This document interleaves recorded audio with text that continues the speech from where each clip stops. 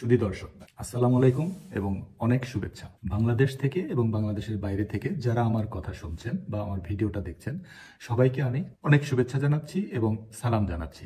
আমার আজকের বিষয় হলো বাংলাদেশের এই মুহূর্তে, আজকে ডিসেম্বরের 6 তারিখ, সবচেয়ে আলোচ্য বিষয় সেটা হলো ভারতের সাথে বাংলাদেশের সম্পর্কের বিষয়টা নিয়ে যে টানটান উত্তেজনা আছে।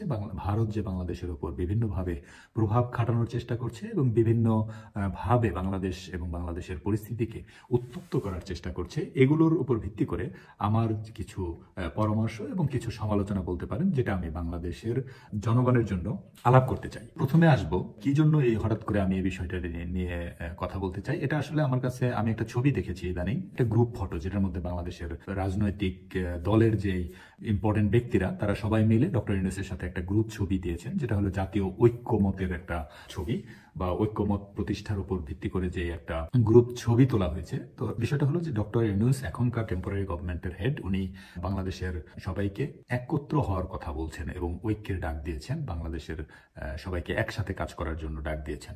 তো এই জন্য সবাই বলতে বাংলাদেশের যে ছবিতে যা দেখলাম, মোটামুটি অলমোস্ট সব রাজনৈতিক দলের পক্ষ থেকে আওয়ামী লীগ বাদে যারা ইম্পর্টেন্ট লোক আছেন সবাই এখানে যোগ দিয়েছেন এবং তারা আশ্বাস দিয়েছেন যে তারা সবাই একসাথে কাজ করবেন, which is very very very very good.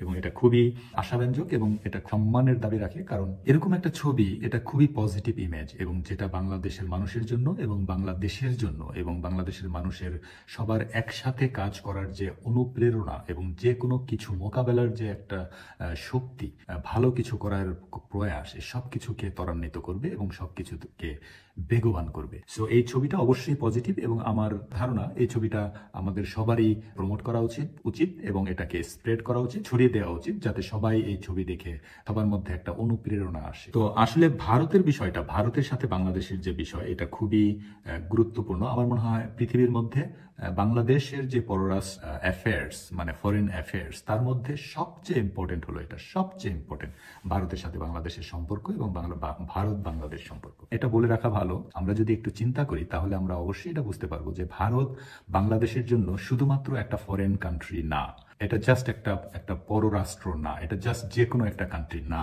Bharat বাংলাদেশের প্রতিবেশী এবং এই প্রতিবেশী, এটা ইচ্ছা করলেই কিন্তু আমরা প্রতিবেশীকে বাদ দিতে পারবো না, আমরা ভুলে যেতে পারবো না, অথবা আমরা এটাকে অ্যাভয়েড করতে পারবো না, কারণ তাদের সাথে আমাদের বর্ডার আছে এবং আমরা পাশাপাশি বসবাস করছি। তো তার মানে হলো ভারতের সাথে যে ব্যাপারগুলো, সেটা নিশ্চয়ই আমাদের সাথে উগান্ডার সাথে যে ব্যাপার সেরকম না। উগান্ডাকে আমরা সারা জীবনের জন্য ভুলে যেতে পারি, আমরা উগান্ডার কথা মনে না করলে কোনো কিছু আসে যাচ্ছে না, কিন্তু ভারতকে আমরা কোনোদিনও সেটা পারবো না। সো ভারত, যারা আমাদের একমাত্র প্রতিবেশী বলা যেতে পারে, তাদেরকে আসলে অ্যাভয়েড করা বা তাদেরকে ছোট করে দেখার কোনো প্রকার কোনো সম্ভাবনা নাই। সো এত বড় একটা ইম্পর্টেন্ট বিষয় এবং এত বড় একটা ইম্পর্টেন্ট সেক্টর, যেটার জন্য বেসিক্যালি আমাদের নীতিমালা, আমাদের মন মানসিকতা এবং আমাদের আচার আচরণ, এই সব কিছুই খুবই ডাইনামিক এবং খুবই স্ট্র্যাটেজিক হওয়া উচিত। আমি সেটা খুবই গুরুত্ব দিয়ে বলতে চাই। কারণ হলো ভারত আমাদের প্রতিবেশী। তো প্রতিবেশী ভারতের সাথে আমাদের যে ভৌগোলিক যে অবস্থান, আমরা কিন্তু ভারতের ঠিক পেটের মধ্যে আছি। জাকারিয়া কামাল ভাই বাংলাদেশ ভারতের সম্পর্কটা সুন্দরভাবে ফুটিয়ে তুলেছেন। তিনি বলেছেন, পাকিস্তান হলো ভারতের জন্য পিঠের উপর ফোড়া আর বাংলাদেশ হলো ভারতের জন্য পেটের মধ্যের ফোড়া। তো তাহলে আপনারা বুঝতে পারেন যে বাংলাদেশের সাথে ভারতের সম্পর্কটা কিরকম। তো এই ভৌগোলিক অবস্থান এবং আমাদের পাশে ভারত, তিন দিকে ভারত, একদিকে বঙ্গোপসাগর, যেখানে আসলে পানির মধ্য দিয়ে আমরা তেমন কিছু করতে পারছি না, কিন্তু বাকি তিন দিকে ভারত দ্বারা আমরা বেষ্টিত। এবং আমাদের একটু পাশে আছে চায়না এবং আমাদের নর্থে আছে রাশিয়া এবং আমাদের প্রায় কাছাকাছি আছে জাপান। এবং ভারতের ওই পাশে আছে পাকিস্তান। আমাদের বাংলাদেশের যে ভৌগোলিক অবস্থান, এটা আমার মনে হয় পৃথিবীর রাজনৈতিক মানচিত্রে বাংলাদেশের অবস্থান সবচেয়ে স্ট্র্যাটেজিক্যালি ইম্পর্টেন্ট সবার জন্য। এটা আমেরিকা হোক, রাশিয়া হোক, চায়না হোক, হুয়েভার, এটা খুবই স্ট্র্যাটেজিক একটা পয়েন্টে বাংলাদেশের অবস্থান। সো বাংলাদেশকে নিয়ে সবাই ভাববে এবং সবাই বাংলাদেশকে নিতে যাবে, এতে কোনো সন্দেহ নাই। কেউ মুখ ফুটে বলুক আর না বলুক, বাংলাদেশকে কেন অন্য কেউ প্রভাবিত করতে পারছে না? কারণ আমরা ভারতের ছায়ার মধ্যে আছি, ভারতের বটবৃক্ষের তলে আমরা আছি। এই জন্য আমাদেরকে যা শোষণ করছে, শাসন করছে, সব ভারতই করছে।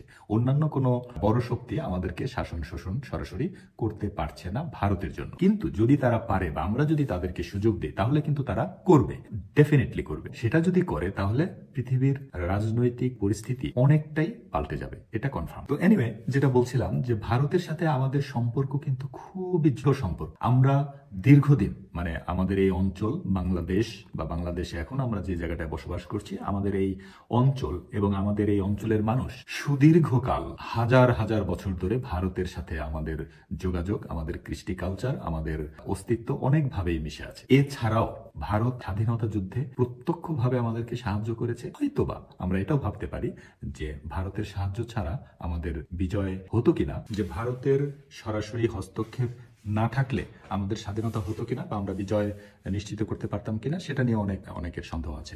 যাই হোক, সেটা অন্য আলোচনার বিষয়। তো এর মানে হলো ভারত বেসিক্যালি বিভিন্নভাবে, আমরা যদি ভারতের সাইড থেকে চিন্তা করি, তাহলে তারা কিন্তু আমাদের উপর, তারা মনে করতে পারে যে তাদের কোনো না কোনো রাইটস বা কিছু অধিকার অথবা কিছু দাবি আমাদের উপর আছে। আমাদের এত ছোট্ট একটা দেশ আর ওরা এত বড় একটা দেশ, এবং ওদের কাছ থেকে আমরা হয়েছি, এরকম একটা বিষয় আর কি।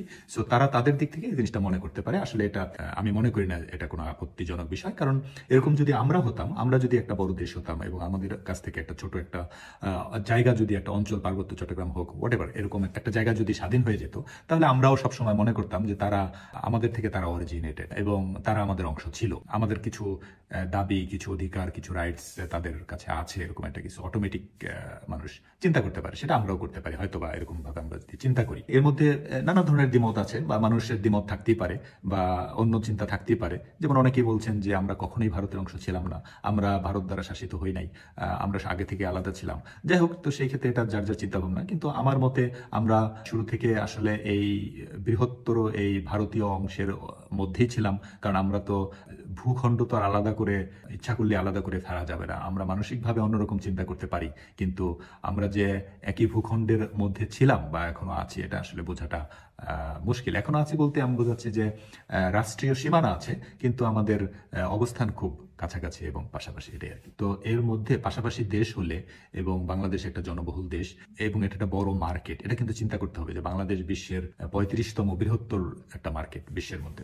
বিশ্বে যদি 200টা দেশ থাকে, তাহলে বাংলাদেশ কিন্তু 35 থেকে 37-এর মধ্যে সবচেয়ে বড় বাজার। তার মানে হলো যে এখানে লোক সংখ্যা বেশি, এখানে যে কোনো প্রোডাক্ট বাজারজাত করা যায়, তাহলে এটা বেশ অনেক কোয়ান্টিটি এখানে প্রয়োজন হবে এবং অনেক সেল করা যাবে, মার্কেটটা অনেক বড় আর কি। তো এটা অবশ্যই লোভনীয় ব্যাপার। অর্থনৈতিক ব্যাপার বিবেচনা করলে ভারতের জন্য এটা বিশাল বড় একটা বাজার।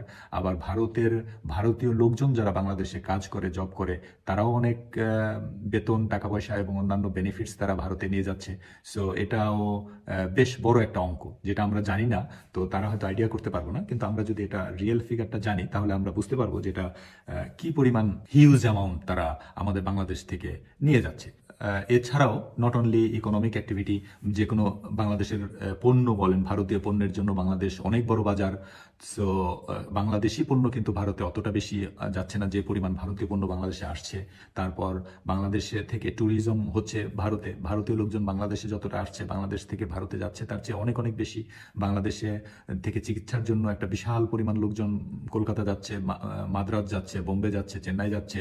ব্যক্তিগত শপিং, ঈদের শপিং এর জন্য মানুষ যাচ্ছে। অ্যাকচুয়ালি ভারত বাংলাদেশ থেকে অনেক কিছু নিচ্ছে এবং পাচ্ছে। আমরা অনেক ছোট, আমাদের শক্তি অনেক কম, তো সব দিকেই আমরা আসলে ছোট।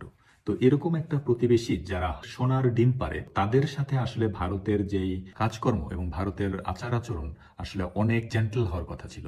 কিন্তু আসলে বাস্তবে আমরা দেখছি, বা এখন পর্যন্ত যা আমরা দেখছি, সেটা হলো তার উল্টো। এটা হলো চশমখোর বলে কিছু লোক থাকে, বা চশমখোরের চেয়েও বড় ধরনের নিমক হারাম, চশমখোর, এই ধরনের শব্দগুলো আমরা ইউজ করতে পারি ভারতের জন্য। কারণ যে ভারত কি করলো, সর্বপ্রথম যে কাজটা করলো সেটা হলো ফারাক্কা বাঁধের যেই প্রবলেমটা, তারা বাংলাদেশের উপর দিয়ে সবচেয়ে বড় নদী এবং লম্বা নদী এবং সবচেয়ে ইম্পর্টেন্ট একটা নদী, যে নদী ভারত এবং বাংলাদেশের উপর প্রবাহিত হয়েছে, দেখেন সেই নদীর উপর তারা বাঁধ দিল। এবং এই বাঁধটা দিয়ে তারা কিন্তু আমাদের সাথে যে ভালো একটা চুক্তি করে সেই অনুযায়ী যে এটা ফলো করতেছে, সেটা কিন্তু না, তারা কিন্তু আমাদেরকে পিষে মারছে এবং আমাদেরকে গলা চিপে মারছে বলা যায়। কারণ আমাদের যখন দরকার আমরা পানি পাই না, আমাদের যখন দরকার নাই তখন তারা পানি ছেড়ে দিচ্ছে। সো পানি কিন্তু মানে নদীর যে ভূমিকা, আস্তে আস্তে বাংলাদেশের সব নদীগুলো শুকিয়ে যাচ্ছে, বাংলাদেশে চর পড়ছে, বাংলাদেশে আগের মতো পলি পড়ছে না, তারপর বাংলাদেশে মাছ কমে যাচ্ছে, তারপর বাংলাদেশের পানি কমে গেলে অনেক মানে এর এর সীমাহীন দুর্ভোগ। বাংলাদেশের যদি এখন আস্তে আস্তে ফারাক্কা সহ অন্যান্য নদীগুলোর উপর যে বাঁধ দিয়ে ভারত যেই শাসনের চেষ্টা করছে বা নিয়ন্ত্রণের চেষ্টা করছে, এটা বাংলাদেশের জন্য, বাংলাদেশের ভবিষ্যতের জন্য চরম হুমকি স্বরূপ, এবং বাংলাদেশ একসময় নাই হয়ে যাবে বলতে গেলে। বাংলাদেশ, বঙ্গবন্ধু যেমন বলেছিল তাদেরকে ভাতে মারবো, পানিতে মারবো, কাপড়ে মারবো, সেরকম তারা আমাদেরকে ভাতে, কাপড়ে, পানিতে শুকিয়ে, তার মানে হচ্ছে যে বঙ্গবন্ধু পাকিস্তানিদের যেরকম ভাতে কাপড়ে মারতে চেয়েছিলেন বা পাকিস্তানের মতো শত্রুদের যেমন মারতে চেয়েছিলেন, ইন্ডিয়া সেরকম আমাদেরকে যেভাবে মারতে চাচ্ছে, তাতে আসলে এটাকে বোঝানোর মতো ভাষা আমার নাই। নদীগুলোর উপর বাঁধ দিয়ে ভারত বাংলাদেশকে অবর্ণনীয় অত্যাচার করতেছে, এবং এটা একটা বিগ প্ল্যান। আস্তে আস্তে বাংলাদেশ পৃথিবীর মানচিত্র থেকে শুকিয়ে যাবে, হারিয়ে যাবে। এটা বাংলাদেশের ভবিষ্যতের জন্য খুবই দুঃখজনক। সো এটা যেভাবেই হোক এটা সমাধান করতে হবে, এবং মিনিমাম স্বার্থ যাতে উদ্ধার হয় সেই ব্যাপারে আমাদের একটা ব্যবস্থা না করলেই নয়। আরেকটা বিষয় হলো যেটা আমার কাছে খুবই অবাক লাগে, যেটা বলার ভাষা আমার কাছে নাই, সেটা হলো এ যাবৎকালে ভারত বাংলাদেশ সীমান্তে ভারতীয় বিএসএফ অথবা ভারতীয় বাহিনী অথবা ভারত বাংলাদেশের যতগুলো লোককে মেরেছে, গুলি করে, অত্যাচার করে, পদদলিত করে, তারপর বিভিন্নভাবে গুম করে, খুন করে যে পরিমাণ লোক মারছে, এটা আসলে এটার আমার কাছে কোনো উত্তর নাই। এটা আমি ভারতের কাছে প্রশ্ন করতে চাই যে আপনাদের মাথায় আসলে কি আছে? মানে আপনারা কতটা নিমক হারাম হলে আপনারা বাংলাদেশ ছাড়া চলতে পারছেন না? বাংলাদেশের সবকিছুই আপনাদের জন্য দরকার। বাংলাদেশের ওপর আপনার অর্থনৈতিক, সামাজিক, রাজনৈতিক সব দিকে আপনারা ডিপেন্ডেন্ট। তারপরেও বাংলাদেশকে আপনারা পুড়িয়ে মারছেন, চুবিয়ে মারছেন, শুকিয়ে মারছেন কেন?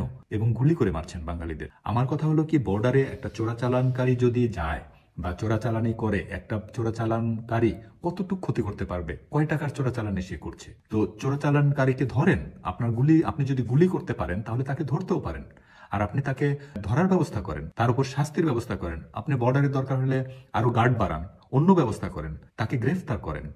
তাই বলে তাকে তো গুলি করে মারতে পারেন না, বা তাকে অত্যাচার করে, নির্যাতন করে মারতে পারেন না। এটা তো কোনো মানবিকতার কোনো সংজ্ঞায় পড়ে না। আর যেখানে আপনারা আমাদের উপর এত ডিপেন্ডেন্ট, আপনারা আমাদের কাছ থেকে এত কিছু পাচ্ছেন, আমাদের চিন্তা ভাবনা, আমাদের মোটিভেশন এবং আমাদের পারসেপশন এত ইম্পর্টেন্ট আপনাদের জন্য, অথচ আপনারা আমাদের গুলি করে মারছেন। মানে আপনাদের নীতি কি? আমি এটাই বুঝতে পারছি না। মানে আপনাদের নীতিটা কি? এর তো কোনো উত্তর আমার কাছে নাই। মানে কি নির্লজ্জ হলে আপনারা এই কাজ করতে পারেন? তো ভারতের কাছে আমার প্রশ্ন, আপনারা এই যে কয়টা, আর ভারতের কাছে প্রশ্ন করে লাভ নাই। এই ক্ষেত্রে আমরা যে স্ট্র্যাটেজি নিতে পারি সেটা হলো আসলে আমাদের এখন করণীয় কি, এটাই হলো সবচেয়ে বড় কথা। করণীয় হলো, আমি যদি রাজনীতি করতাম তাহলে আমি অবশ্যই বলতাম, বাংলাদেশে আপনারা রাজনীতি করবেন, বাংলাদেশের জন্য রাজনীতি করবেন, তাহলে আপনাদের প্রথমে সমস্যা সমাধান করতে হবে ফারাক্কা সমস্যার সমাধান, তারপরে হলো বর্ডার সমস্যার সমাধান। ভারতীয়দের কাছে আমার প্রশ্ন হলো যে ব্রাদার, আপনারা না উল্টা বর্ডার ফ্রি করার চেষ্টা করবেন, ভিসা ফ্রি করার চেষ্টা করবেন, আপনাদের ভিসা ফি হয়তো কমানোর চেষ্টা করবেন যাতে সহজেই বাংলাদেশের মানুষ ভারতে যেতে পারে, যাতে আপনাদের চিকিৎসা ব্যবস্থা আরো কাছাকাছি করবেন, ভারতের বর্ডারের কাছে ভালো হাসপাতাল নির্মাণ করবেন যাতে বাঙালিরা যে চিকিৎসা করতে পারে। তারপর আপনারা ভিসা প্রসেসটাকে জটিলতা মুক্ত করবেন যাতে সহজে বাংলাদেশের মানুষ ভারতে যেতে পারে, আপনারা ভিসা ফ্রি করতে পারেন, অনেক কিছুই করতে পারেন। অথচ আপনারা উল্টা করছেন। আপনারা ভিসা প্রসেস জটিল করছেন, আপনারা ভিসা ফি বাড়াচ্ছেন, আপনারা খুব ভাব দেখাচ্ছেন যে ইন্ডিয়াতে যাইতে হলে আমাদের এই করতে হবে, লাইনে দাঁড়াইতে হবে, ভিসা ইন্ডিয়া এমন কি হয়ে গেছে যে তাদের কাছে ভিসা নিয়ে যেতে হবে। মানে কি হয়ে গেছে? আপনারা কি চাচ্ছেন? আপনারা যুগে যুগে, দিনে দিনে বাঙালিদের হৃদয়কে আপনাদের উপর বিষাক্ত করে তুলছেন, আপনাদের উপর কঠিন করে তুলছেন, আপনারা নিজেরাই করছেন এটা। সো আমাদেরকে শক্ত হতে হবে। যেটা বলছিলাম যে আমি যদি রাজনীতি করতাম, আমি বলতাম সবাইকে যে চলুন আমরা ফারাক্কা লং মার্চ করি। ভাসানীকে আমি সালাম জানাই, যিনি এটা শুরু করেছিলেন, এটা নিয়ে ভেবেছিলেন। ফারাক্কা অথবা ইনক্লুডিং অন্যান্য বাদগুলো নিয়ে যে প্রবলেম, এটার সমাধান ছাড়া আর কোনো সমাধান নাই, আর কোনো ইস্যু আমাদের কাছে নাই। এটা হলো প্রাইম এবং সর্বপ্রথম কাজ হলো আমাদের এটা সমাধান করা, এটার ন্যায্য হিসাব বুঝে নেয়া, বাই হুক আর বাই ক্রুক, এটা আমাদের করতে হবে। সো আপনারা বড় বড় যারা রাজনীতি করেন, বাংলাদেশে রাজনীতি করতে চান, আপনাদের কাছে আমার আহ্বান, আপনারা রাজনৈতিক বুলি না ওড়াইয়া আপনারা ফারাক্কা সমস্যার সমাধান করেন ভারতের সাথে, তারপরে আপনারা রাজনীতি করেন। নাম্বার 2 হলো বর্ডার নিয়ে আমি ভারতীয়দের কাছে বলতে চাই যে আপনারা একটা গুলি করবেন, একটা বাঙালি মারবেন, আমরা 2টা ভারতীয় মারবো। দ্যাটস ইট, স্রেফ। এর চেয়ে আর কোনো সমাধান না, আর কি করা যেতে পারে? আসলে অনেক কিছুই বলা যায়। আমি হলে হয়তো বলতাম যে আমি দরকার হলে দেয়াল নির্মাণ করব, আমি ওয়াল দিয়ে ঘিরে দেব। আবেগে অনেক কিছুই বলা যায়, সেটা তো আর বাস্তবে সম্ভব না। তো বাংলাদেশে আমাদের জন্য যে এখন করা উচিত, আমি যেটা মনে করি সেটা হলো যে আমরা সবাই একত্রিত হব। আমরা স্ট্র্যাটেজিক্যালি আমরা ওদের চিকনে মারবো। চিকনে মানে মারা হলো আমাদের ওদেরকে শিক্ষা দিতে হবে যে ওরা যাতে বুঝে যে আমরা কতটা ইম্পর্টেন্ট। অ্যাকচুয়ালি ওরা বুঝে, কিন্তু এটা ওরা প্রকাশ করে না। উল্টা আমাদেরকে এমন চাপ দিয়ে রাখে যাতে আমরা এই প্রেশারে আমরা অস্থির থাকি এবং আমরা যে এত ইম্পর্টেন্ট এটা যাতে আমরা মনে না করি। এটাই হলো ওদের স্ট্র্যাটেজি। তো এনিওয়ে, আমাদের এখন সময় এসেছে আমরা ভারতীয় পণ্য বর্জন করতে পারি, ভারতীয় মিডিয়া বর্জন করতে পারি, আমরা ভারতীয় চ্যানেল বর্জন করতে পারি, আমরা ভারতে কম যেতে পারি, আমরা চিকিৎসা ভারতে না করে, আমরা ঈদের বাজার ভারতে না করে অন্য জায়গায় করতে পারি। আমরা নেপালে করতে পারি, ভুটানে করতে পারি, আমরা থাইল্যান্ডে করতে পারি, অথবা চায়নায় করতে পারি। কিন্তু এটা আমরা ভারত বিরোধী সরাসরি যুদ্ধ ভাব করে আসলে এটা কোনোদিন সমাধান হবে না এবং সেটা বুদ্ধিমানের কাজও হবে না। যেটা করা উচিত সেটাই আমরা করব এবং সেইভাবে আমাদের সবার কাজ করা উচিত। অ্যাকচুয়ালি আমরা যারা ছোট দেশ, আমরা যারা কম শক্তিশালী দুর্বল দেশ, বা আমরা যারা দুর্বল বিভিন্নভাবে, তো আমাদের জন্য কিন্তু ভারত বলুন আর চায়না বলুন সবাই কিন্তু সেম। কারণ ভারত আমাদের শোষণ করবে বা করছে, চায়না যখন আসবে বা তারাও যখন আসছে তারাও তাই করছে। আসলে তারা কিন্তু কোনোভাবেই কম করছে না। কারণ চাইনিজ প্রজেক্টগুলো আপনারা দেখেন, ওইখানেও কিন্তু অনেক দুর্নীতি হয়েছে এবং ওইখান থেকে চায়না কিন্তু অনেক প্রাইসের চেয়ে অনেক বেশি দাম দিয়ে আমাদেরকে দিচ্ছে এবং অনেক ইন্টারেস্ট রিটার্ন নিয়ে যাচ্ছে। তো তারাও যে কম করছে বা তারাও যে খুব একটা আদর করবে বিষয়টা সেটাও না। কিন্তু ভারতের সাথে যেহেতু আমাদের নিত্য নৈমিত্তিক ইন্টারাকশন হচ্ছে, সেহেতু আমরা এটা বেশি চোখে দেখছি, এটা প্রকাশ বেশি পাচ্ছে।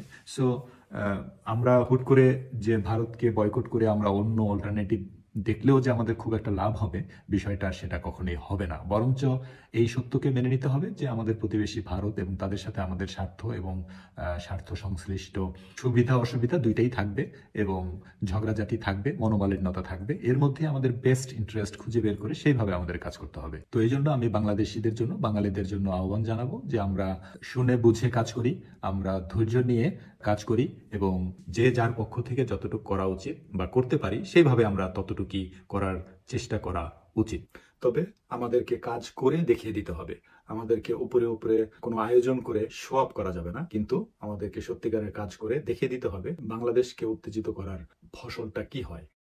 বাংলাদেশ এবং ভারত নিয়ে আমাদের এরকম টেকসই পলিসি তৈরি করতে হবে, টেকসই ডিসিশন নিতে হবে, দীর্ঘমেয়াদী পরিকল্পনা করতে হবে, যাতে পরবর্তী সরকার ক্ষমতায় আসলে বা অন্য রাজনৈতিক দল যদি ক্ষমতায় আসে তারা যেন সহজেই এই নীতি চেঞ্জ না করতে পারে। এজন্য আমাদের একটা কমন নীতিমালা প্রয়োজন, যেটা দীর্ঘমেয়াদী টেকসই হিসেবে আমরা প্রতিফলিত করতে পারবো।